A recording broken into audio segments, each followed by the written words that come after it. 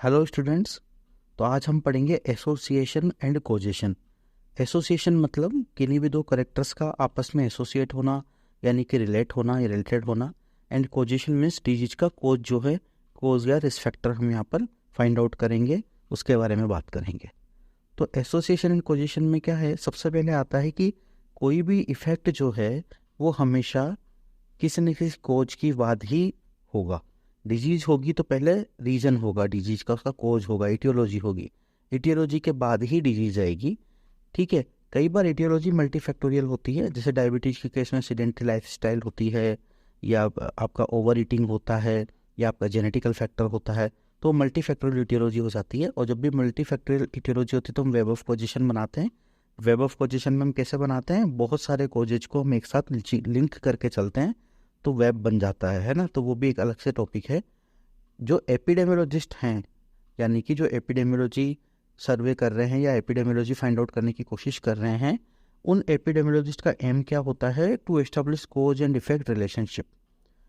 ठीक है, जिसको भी इनको स्टेटिस्टिकली प्रूव करना है ना, स्टेटिस्टिकली प्रूव करना है और रिलेशनशिप एस्टेब्लिश करनी है। अब एसोसिएशन में टर्म एसोसिएशन बोलते हैं या रिलेशनशिप बोलते हैं, दोनों इंटरचेंजेबली है, दोनों एक ही बात है।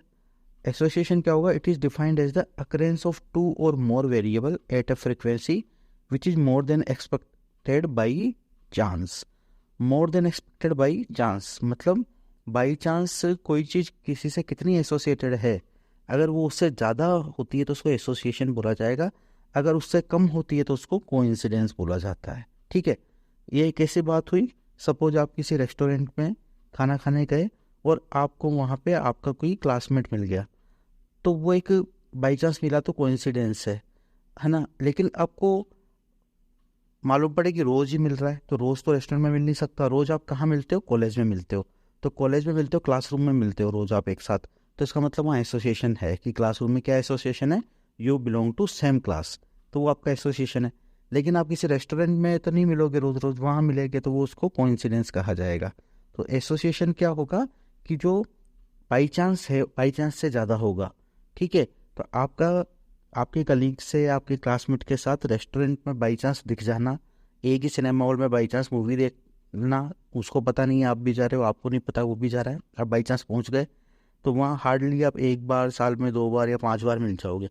लेकिन क्लासरूम में तो आपको डेली मिलना है। तो ये जो डेली मिलना है कि इट मीन्स कि जो फ्रिक्वेंसी वो एक्सपेक्टेड बाई चांस से ज़्यादा है ना। तो यहाँ पे क्योंकि एसोसिएशन है, सिंपल सी बात है। अब यहाँ पे कहता है कि इवेंट्स अगर more frequently together than one would expected by chance, तो यहाँ पे इवेंट्स ज़्यादा होंगे, तो ऑब्वियसली ज़्यादा होंगे क्योंकि एसोसिएटेड है। तो एसोसिएशन का मतलब क्या है कि कोई भी दो कैरेक्टर्स का आपस में जुड़ा होना, और वो जुड़े होने का जो इवेंट का इंसिडेंस है, वो इंसिडेंस फ्रिक्वेंसी मोर देन एक्सपेक्टेड होगी तो उसको एसोसिएशन माना जाएगा। कोई इंसिडेंस होता है जब बाई चांस 1 या 2 बार मिल जाओ, बाई चांस 1 या 2 बार फ्रिक्वेंसी मिले। एसोसिएशन जब मोर देन एक्सपेक्टेड फ्रिक्वेंसी हो तो। ठीक। Association does not mean कोजेशन। ये बात क्या कही इसने, एसोसिएशन डज नॉट मीन कोजेशन मतलब कि कोजेशन जो है, कोज होता है किसी भी बीमारी का कारण, रिस्क फैक्टर, एसोसिएशन उससे जुड़ाव हो सकता है, दोनों अलग अलग चीज़ें हैं। ठीक है। एसोसिएशन एंड कोजेशन दो अलग अलग चीज़ें हैं, उनको हम आगे और लेक्चर में अभी डिस्क्राइब करेंगे। अब किसी भी दो कैरेक्टर्स का जो एसोसिएशन है उसका डिग्री कैसे अपन निकालते हैं, उसका डिग्री निकालते हैं कोरिलेशन से, यानी कि उसके लिए कोरिलेशन कोएफिशिएंट बनाते हैं। कोरिलेशन कोएफिशिएंट की वैल्यू होती है -1 to +1 चलती है, और अगर 1 वैल्यू आती है इसकी, इसका मतलब परफेक्ट लीनियर कोरिलेशन है। अगर +1 आती है तो पॉजिटिव रिलेशन है, और -1 आती है तो नेगेटिव रिलेशन है। +1 मतलब सीधा स्ट्रेट लाइन वाला लीनियर रिलेशन बनेगा। ठीक है। और कोरिलेशन जो है ये एसोसिएशन को दिखाता है, लेकिन कोजेशन को ये भी नहीं बताता। कोजेशन मतलब किसी बीमारी का कारण क्या है, ये सिर्फ कोरिलेशन एसोसिएशन को बताएगा, बीमारी के कारण को नहीं बताएगा। टाइप्स ऑफ एसोसिएशन क्या है, तो 3 तरह का एसोसिएशन होता है। एक होता है स्पूरियस, एक होता है इनडायरेक्ट, और एक होता है डायरेक्ट। डायरेक्ट में 2 हैं, एक तो 1 to 1 और एक होता है मल्टीफैक्टोरियल। अब इसको आगे पढ़ते हैं एक एक को। तो सबसे पहला आता है स्पूरियस। स्पूरियस मतलब जो रियल नहीं है या आर्टिफैक्चुअल है, ठीक है। तो ऐसा एसोसिएशन जो रिस्क फैक्टर और डिजीज के बीच में कोई रियलिटी नहीं बता रहा, जो सिर्फ फर्जी है, फालतू है, अनरियल है, आर्टिफैक्चुअल है, स्पूरियस है। कैसे?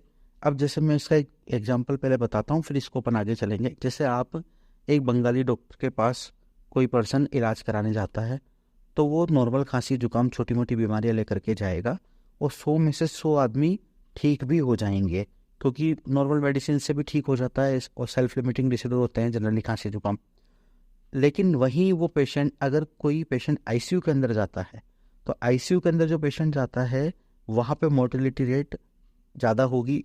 तो इसका मतलब ये नहीं होता कि Bengali is a better doctor, है ना, quack is a better doctor, ये नहीं होता, ये बिल्कुल भी नहीं होता। क्योंकि आईसीयू में मोर्टेलिटी इसलिए ज़्यादा है क्योंकि वहाँ क्रिटिकल केसेज गए हैं। पर एक जो फॉल्स एजम्पशन बन के आया कि आईसीयू में मोर्टेलिटी रेट ज़्यादा है रादर देन ए क्वैक, तो वो फॉल्स एजम्पशन है। जैसे कि एक स्टडी हुई थी यूके में पेरीनेटल मोर्टेलिटी पे, वहाँ एक डिस्पैरिटी देखी गई कि जो बच्चे घर पे डिलीवर हो रहे हैं उनमें 5.4% पेरीनेटल मोर्टेलिटी मिल रही है, और जो हॉस्पिटल में डिलीवरी करा रहे हैं उनमें 27.8% मोर्टेलिटी मिल रही है, पेरीनेटल मोर्टेलिटी रेट। तो ये तो 5 टाइम से भी ज़्यादा पेरीनेटल मोर्टेलिटी है। पर क्या था कि हॉस्पिटल का जो क्या एक रहता है इश्यू, कि हॉस्पिटल में वही केसेज आएंगे जो कि कॉम्प्लिकेटेड होंगे। Hospital attracts and cater complicated case. तो हॉस्पिटल कॉम्प्लिकेटेड केसेज को अपनी तरफ खींचता है, क्योंकि कॉम्प्लिकेटेड केस वहाँ जाएंगे। नॉर्मल डिलीवरी अगर कोई करवा रहा है, जिसकी 3rd 4th डिलीवरी है, जिसको पहले एक्सपीरियंस है घर में डिलीवरी कराने का, वो तो अस्पताल जाता ही नहीं था पहले। आजकल तो चलो इंडिया में भी इंस्टीट्यूशनल डिलीवरीज बहुत बढ़ गई है, पर पहले लोग अपने घर में दाई बुला करके डिलीवरी करवा लेते थे, और वो सक्सेसफुल भी जाती थी। लेकिन अस्पताल में वही जाता था जो क्रिटिकल केस होता था, उनका केस बिगड़ भी जाता था। तो इसलिए वो मोर्टेलिटी रेट ज़्यादा थी, क्योंकि कॉम्प्लिकेशन ज़्यादा थे पहले से, और नॉर्मल पर्सन तो घर पे डिलीवरी करता था, इसलिए वहाँ पेरिनेटल मोर्टेलिटी कम आती थी। सेम बात है high mortality rate in ICU. ICU के अंदर केयर बेटर होती है, आईसीयू में डॉक्टर भी इंटेंसिविस्ट होता है, आईसीयू में नर्सिंग स्टाफ भी बेटर होता है, लेकिन फिर भी वो मोर्टेलिटी रेट ज़्यादा क्यों है? क्योंकि वहाँ केसेज कॉम्प्लिकेटेड जाएंगे। इसका मतलब ये नहीं है कि आईसीयू ख़राब जगह है या आईसीयू में केयर नहीं हो रही। तो ये जो है ये नॉट रियल सिचुएशंस हैं, इनको स्पूरियस एसोसिएशन बोले जाते हैं। दूसरा आ जाता है इनडायरेक्ट एसोसिएशन। इनडायरेक्ट एसोसिएशन तब होता है जब कोई एक थर्ड फैक्टर है जो कि कोज से भी जुड़ा हुआ है और इफेक्ट से भी जुड़ा हुआ है। ये मैं पहले पढ़ा चुका हूँ। ऐसे फैक्टर्स कन्फाउंडिंग फैक्टर्स कहलाते हैं, चाहे वो नॉन हो चाहे वो अननोन हो। तो statistically proven association between a character and a disease due to present of a third factor, कोई तीसरे फैक्टर की वजह से हो। जैसे कि हमने 2 फैक्टर लिए, हाई एल्टीट्यूड और एंडेमिक गोइटर का। तो हाई एल्टीट्यूड पे रहने वाले लोगों में एंडेमिक गोइटर होता था। रीज़न क्या था कि आयोडीन की डेफिशिएंसी। हाई एल्टीट्यूड में आयोडीन नहीं मिलता, और एंडेमिक गोइटर जो है वो आयोडीन डेफिशिएंसी से हो जाता है। दोनों बातें देख लो आप।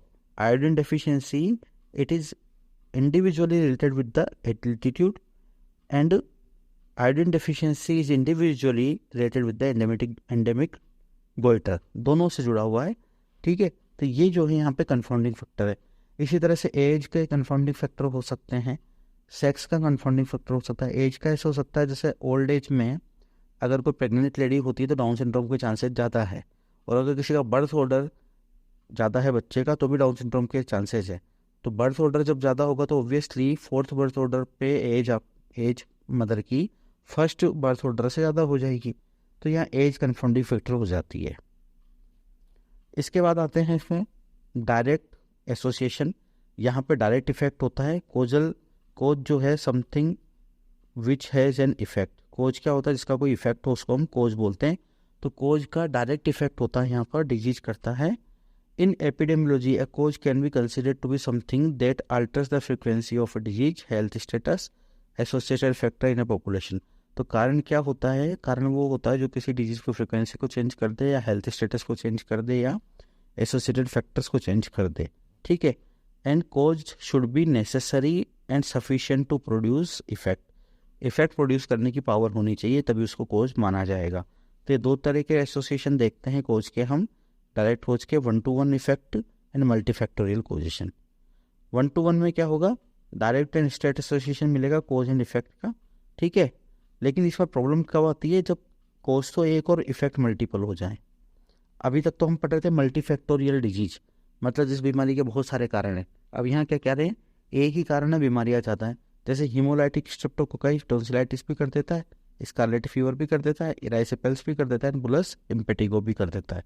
तो यहाँ पे हमारे को थोड़ी दिक्कत आती है।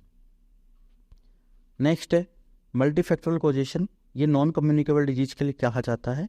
नॉन कम्युनिकेबल डिजीज के इसलिए कहा जाता है क्योंकि नॉन कम्युनिकेबल डिजीज में फैक्टर्स एक से ज़्यादा होते हैं। कम्युनिकेबल डिजीज में तो क्या एजेंट ही डायरेक्ट फैक्टर होता है, लेकिन नॉन कम्युनिकेबल में मल्टीफैक्टोरियल होते हैं।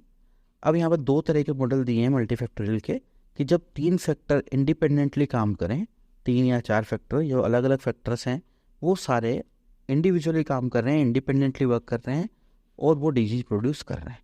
जैसे स्मोकिंग, एयर पोल्यूशन और एस्बेस्टोस, ये तीनों खुद भी इंडिविजुअल पावर है कैंसर करने की। स्मोकर्स को भी कैंसर हो सकता है, एयर पोल्यूशन से भी कैंसर हो सकता है और एस्बेस्टोस के एक्सपोजर से भी कैंसर हो सकता है। तीनों अलग अलग काम कर रहे हैं, इनमें तीनों में आपस में मिलकर काम नहीं कर रहे हैं। मल्टीफैक्टोरियल कोजेशन में जो दूसरा मॉडल है, व्हेन वन और मोर फैक्टर्स वर्क टुगेदर, जैसे स्मोकिंग, अल्कोहल, स्पाइसी फूड, ये तीनों मिलकर के क्या करते हैं, ये तीनों मिलकर के गैस्ट्रिक ब्लीडिंग करा सकते हैं, हाइपर एसिडिटी करा सकते हैं। Smoking plus alcohol plus spicy food है ना, मिलकर के ये और क्या कर सकते हैं, smoking, alcohol, spicy food carcinoma liver या लिवर से रिलेटेड प्रॉब्लम्स डेवलप कर सकते हैं, ड्यूडेनल अल्सर्स डेवलप कर सकते हैं, ड्यूडेनाइटिस कर सकते हैं। तो ये यहाँ पे तीनों फैक्टर मिलकर के काम कर रहे हैं यहाँ पे। देन आते हैं additional criteria for judging causality. जो कॉजैलिटी को जज करने का एडिशनल क्राइटेरिया क्या क्या है, तो यहाँ पर इसको बोलते हैं हम Bradford hills criteria, Bradford hills criteria या सर्जन जनरल्स क्राइटेरिया। 6 क्राइटेरिया यहाँ पे हमारे पास आते हैं। कौन कौन से हैं, TSS CBC, ठीक है। तो temporal association, strength of temporal association मतलब कि कोज का इफेक्ट से डायरेक्ट रिलेशन है कि नहीं, स्ट्रेंथ कितनी है एसोसिएशन की, अगर एसोसिएशन की स्ट्रेंथ है तो उसकी स्पेसिफिसिटी कितनी है, फिर कंसिस्टेंसी कितनी है, फिर बायोलॉजिकल प्लॉजिबिलिटी है या नहीं, एंड कोहेरेंस ऑफ एसोसिएशन है या नहीं। तो इसको एक एक करके पढ़ लेते हैं। नंबर 1 है टेम्पोरल एसोसिएशन। टेम्पोरल एसोसिएशन कहता है कि इफेक्ट से पहले आएगा कोज, हमेशा, कभी भी कोज इफेक्ट के बाद नहीं आएगा। तो बात बिल्कुल सच है। इसमें क्या है, कोई कोज होगा तभी तो इफेक्ट होगा ना, तो इस बात को टेम्पोरल एसोसिएशन कहा जाता है। It is easy to establish in acute disease, difficult in chronic disease. Acute disease में इसलिए इजीली एस्टेब्लिश हो जाता है क्योंकि एक्यूट डिजीज में हमारे पास में इंक्यूबेशन पीरियड जैसी चीज़ होती है, पता लग जाता है कि फटाक से सिम्टम्स हो गए। क्रोनिक डिजीज में सिम्टम्स को डेवलप होने में बहुत टाइम लग जाता है, इसलिए इस चीज़ का थोड़ा पता लगाना मुश्किल हो जाता है। इसमें कहता है, इसको बोलते हैं कोज प्रिसीड्स इफेक्ट और इफेक्ट फॉलोज कोज, मतलब इफेक्ट कोज का पीछा करता है। इसका मतलब कोज आगे आगे फिर इफेक्ट पीछे पीछे बाद में आता है, ठीक। कहते हैं considers both order of appearance as well as length of interval between exposure and disease. Order of appearance क्या है कि पहले एक्सपोजर होगा फिर डिजीज होगी और उनके बीच में एक लेंथ ऑफ इंटरवल होगा, कुछ समय के बाद ही डिजीज होगी। एक्सपोजर होगा या कोज आएगा देन डिजीज आएगी। ये सबसे मोस्ट इम्पोर्टेंट क्राइटेरिया है कोजल एसोसिएशन में, यानी कि ब्रैडफोर्ड हिल क्राइटेरिया में सबसे इम्पोर्टेंट क्राइटेरिया है टेम्पोरल एसोसिएशन। और इसको कैसे एस्टेब्लिश करते हैं, तो कोज से लेकर के इफेक्ट की तरफ जा रहे हैं तो कौन सी स्टडी हो गई, कोहोर्ट स्टडी हो गई, कॉनकरेंट कोहोर्ट स्टडी में इसको एस्टेब्लिश करते हैं, ठीक है। अगर यहाँ पे RCT दे दें तो RCT ज़्यादा बेटर आंसर हो सकता है क्योंकि RCT सबसे बेस्ट स्टडी होती है, जबकि लेकिन टेम्पोरल एसोसिएशन को बिना कोई एक्सपेरिमेंट किए हम कोहोर्ट स्टडी से भी एस्टेब्लिश कर सकते हैं। देन है स्ट्रेंथ ऑफ एसोसिएशन। तो स्ट्रेंथ ऑफ एसोसिएशन मतलब दो चीज़ें, कौन कौन, कोज एंड डिजीज आपस में कितने % या कितनी स्ट्रेंथ से जुड़े हुए हैं। तो स्ट्रेंथ ऑफ एसोसिएशन निकालने के लिए केस कंट्रोल स्टडी में तो हम ऑड्स रेशियो निकालते थे और कोहोर्ट स्टडी में हम रिलेटिव रिस्क निकालते थे। तो इसको निकाल करके हम स्ट्रेंथ ऑफ एसोसिएशन का पता लगा सकते हैं। अब ये कैसे निकलता है, कैसे डिसाइड करते हैं, डोज रिस्पॉन्स रिलेशनशिप मतलब मान लो आप डोज रिलेशनशिप की बात कर रहे हो, डोज रिस्पॉन्स रिलेशनशिप की बात कर रहे हो कि कितनी डोज पर या कितनी डोज बढ़ाने पर इंसिडेंस बढ़ जाएगा या प्रिवलेंस बढ़ जाएगा। मतलब कोज जितना ज़्यादा होगा तो इंक्रीज होगा इंसिडेंस या प्रिवलेंस। इसको डोज रिस्पॉन्स रिलेशनशिप बोलते हैं। implies that increase in dose of cause increase the incidence prevalence of effect। मतलब जितना ज़्यादा इंसिडेंस, जितना ज़्यादा कॉजेज होंगे उतना ही ज़्यादा डिजीज इंक्रीज होगी। ये होता है dose response relationship. Generally dose response relationship निकालते हैं अपन ट्रीटमेंट पर्पज से, ड्रग इफेक्ट निकालते हैं, लेकिन यहाँ पे हम कोज के फेवर में निकाल रहे हैं इसको। दूसरा होता है ड्यूरेशन रिस्पॉन्स। ड्यूरेशन रिस्पॉन्स मतलब जितने लंबे समय के लिए कोज होगा उतना डिजीज जो है डेवलप होने के चांस ज़्यादा रहेंगे। मतलब कोज का एक्सपोजर जितना लंबे समय के लिए होगा, जितना ड्यूरेशन के लिए होगा। एक आता है सीजेशन ऑफ एक्सपोजर। अगर आपने एक्सपोजर को सीज कर दिया तो इसका मतलब इफेक्ट नहीं आएगा या इफेक्ट खत्म हो जाएगा, जिसको बोलते हैं reversibility. That implies that removal of possible cause reduce the risk of disease. तो ये तीनों चीज़ें यहाँ पे स्ट्रेंथ ऑफ एसोसिएशन को शो करती है। डोज देखो जितनी ज़्यादा होगी, जितनी स्ट्रेंथ ज़्यादा होगी डोज की, उतना ही ज़्यादा इफेक्ट आएगा। ठीक है, ड्यूरेशन ज़्यादा होगा तो मतलब डोज नहीं तो आपने ड्यूरेशन बढ़ा दिया, और अगर आपने रिस्क फैक्टर को रोक दिया तो डिजीज रुक गई, इसका मतलब रिस्क फैक्टर डिजीज से जुड़ा हुआ था। ठीक है, इसके बाद आता है स्पेसिफिसिटी। तो स्पेसिफिसिटी हमने स्क्रीनिंग में भी पढ़ी थी। स्पेसिफिसिटी क्या निकालती थी कि जो डिजीज नहीं है उसके बारे में बताती थी, स्पेसिफिक बात करती थी। तो आजकल ये बहुत ज़्यादा रिलेवेंट नहीं है, इसको लगभग यूज नहीं किया जाता, और सबसे डिफ़िकल्ट क्राइटेरिया है और सबसे वीकेस्ट क्राइटेरिया भी है। Most difficult criteria to establish and weakest criteria of causal association. ये क्यों आया? मल्टीफैक्टोरियल कोजेशन थ्योरी की वजह से आया। क्या कहता है ये कि not everyone who smoke develop lung cancer. जितने स्मोकिंग करते हैं उनमें से सबको कैंसर नहीं होता। And not everyone who develops cancer in smoke. जिन सभी लोगों को कैंसर होता है वो सभी स्मोकिंग भी नहीं करते। ये चीज़ है स्पेसिफिसिटी की बात कर रहा है। कह रहा है कि कोज स्पेसिफिक होना चाहिए। अगर आपने स्मोकिंग की, जितने जितने की उतने उतने को कैंसर होना चाहिए था। नियम तो ये कहता है कोजलिटी का। जैसे कि जिनने कोरोना का एक्सपोजर हुआ या स्वाइन फ्लू का एक्सपोजर हुआ तो उनको कोरोना हो गई होगा, ये कोजलिटी है। जैसे किसी ने मान लो साइनाइड पॉइजनिंग खाया तो वो साइनाइड पॉइजनिंग होगी उसे, तो ये स्पेसिफिसिटी है उसकी। तो इस तरह से यहाँ मल्टीफैक्टोरियल कोजेज में स्पेसिफिसिटी नहीं देखने को मिलती और इसको एस्टेब्लिश करना डिफिकल्ट होता है। ठीक है, ये क्या कहता है? It implies that disease under study is caused only by risk factor under study. मतलब कि जो हम स्टडी कर रहे हैं हमारी जिस डिजीज पर, उस डिजीज के ऊपर जो रिस्क फैक्टर हम पढ़ रहे हैं सिर्फ वही रिस्क फैक्टर ही डिजीज करना चाहिए, कोई दूसरा रिस्क फैक्टर नहीं होना चाहिए वहाँ पर, अदरवाइज हमारी स्टडी खराब हो जाएगी। इसके बाद आता है कंसिस्टेंसी। तो कंसिस्टेंसी क्या होता है एसोसिएशन की? कि कंसिस्टेंस बना रहे। कंसिस्टेंसी मतलब लगातार कंटिन्यूटी बनी रहे, और जो रिजल्ट आए हमारे पास वो शुड बी रेप्लीकेबल हो, रेप्लीकेबल दूसरी पॉपुलेशन पे। ठीक है, चाहे मेथड बदल जाए, चाहे लोकेशन बदल जाए, चाहे डिसिप्लिन्स बदल जाए, है ना, नियम बदल जाए, लेकिन जो कोज डिजीज करता है वो करे ही करेगा, चाहे किसी भी मेथड से हम उसको अप्लाई करें। तो ये होता है कंसिस्टेंसी। देन आता है बायोलॉजिकल प्लॉजिबिलिटी। बायोलॉजिकल प्लॉजिबिलिटी का मतलब होता है बायोलॉजिकल क्रेडिबिलिटी। मतलब जैसे हमने देख रहे हैं कि अगर कोई स्मोकिंग कर रहा है तो हमें साफ पता लग रहा है कि उसका स्मोक जो धुआं है उसके लंग्स में जा रहा है, पेशेंट बनेगा जो आदमी आगे जा करके। ठीक है, तो वो हमें दिख रहा है बायोलॉजिकली उसकी, मतलब एक हमारे पास में मोड ऑफ डिजीज पता होना चाहिए, डिजीज की पैथोलॉजी पता होनी चाहिए कि हाँ सच में बायोलॉजिकली पॉसिबल है ये बीमारी होना इस कोज से। ठीक है, mechanism which relates cause to effect with the help of existing knowledge. तो जो भी एग्जिस्टिंग नॉलेज है हमारा, उससे हमें डिजीज की मैकेनिज्म का पता होना चाहिए, बायोलॉजिकली कैसे ये बीमारी हुई है। ठीक है, और वो हमारा जो भी रिस्क फैक्टर है उस रिस्क फैक्टर को वो बायोलॉजिकल प्लॉजिबिलिटी जो है इसको क्या करना होगा, इसको जस्टिफाई करना होगा कि आपने जो भी रिस्क फैक्टर बताया वो रिस्क फैक्टर बायोलॉजिकली बीमारी करने के लायक है या नहीं, इस चीज़ को प्रूव करना है। Then coherence of association.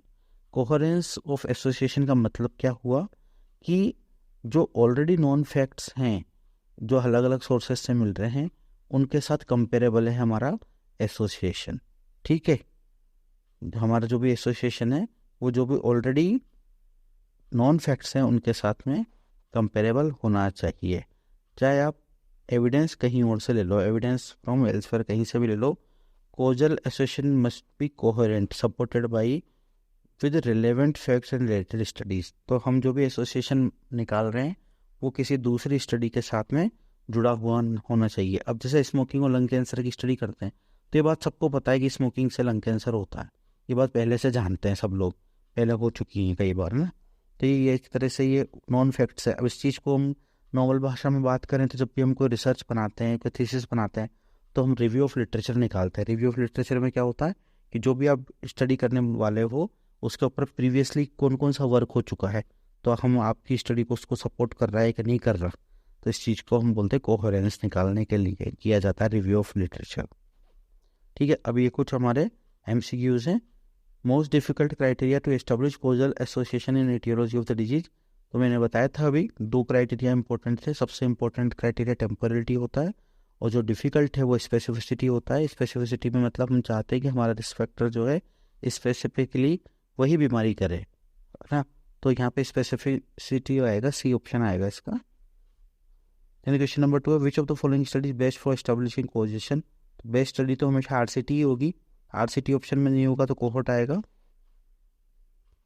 Then an advertisement in a medical journal state that 2000 subjects with sore throat were treated with our new medicine within 4 days 94% were asymptomatic. मतलब सोर थ्रोट की कोई नई medicine लगाई है इन्होंने जो 2000 subjects पे patients पे यूज की जिनमें से 94% एसिम्टोमेटिक हो गए।